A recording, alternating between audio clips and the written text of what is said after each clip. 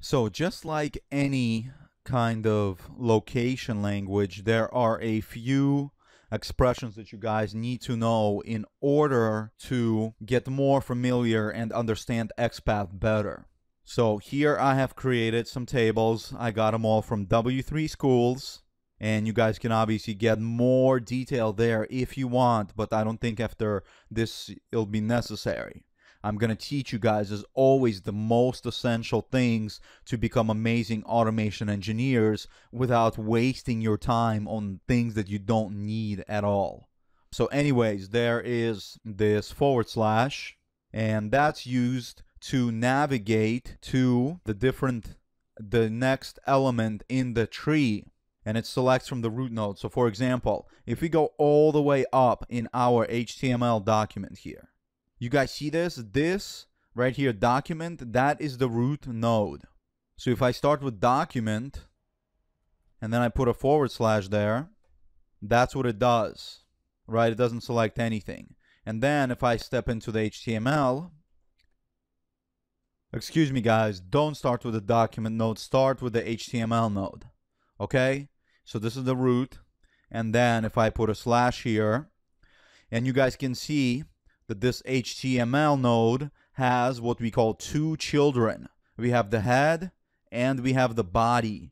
These two guys are called siblings.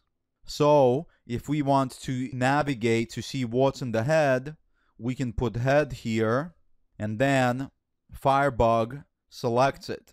Or we can go inside the body. Look, if I put body here, see that how it selected the body?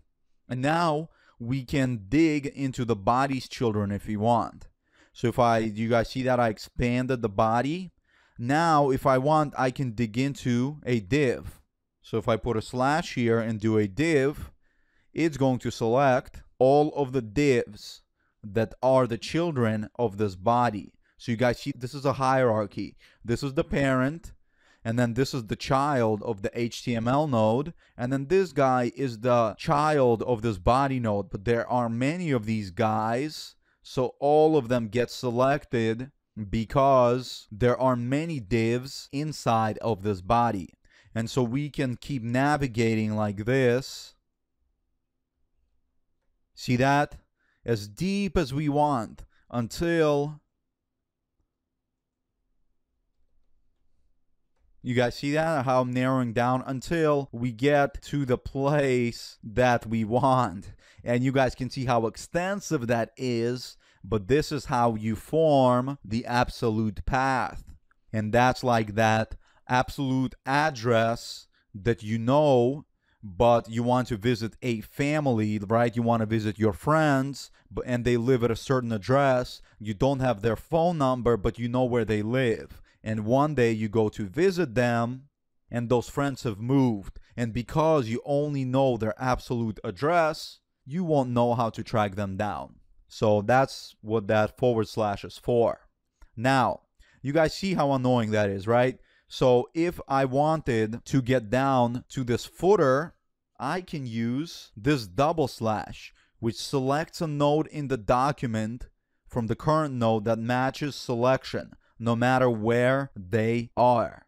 So that kind of just lets me skip anything I want. So if I want to get to the footer, I just have to put / here, and boom, I'm at the footer, right? If I want to get to a div, I put a / and then hit div, and it's going to select all of them. And you guys can see what's happening on the page. It's selecting all the divs. If I want to get, for example, to this title tag, I just do this, title, and it highlights that title. But if it was just a single /, that's not possible because I need to do body and then so on and so forth. I need to dig in one by one HTML, then I need to do body, and then I need to dig down all the way until I get to the title. But if I don't want to do that and I just want to get directly to the title, / allows me to skip. If I want to get, let's see, to this XPath button, to an input tag, right? You guys see here how it ends? If I want to bypass all of this crap right here, put another /, hit enter. Now you guys can see the problem that it's selecting all of the input tags And right now there are 2, but that's okay. At least we skipped all of that crap. And now we kind of filtered down. And based on this, we can dig in to where we want, whether we want to hit this button or this button.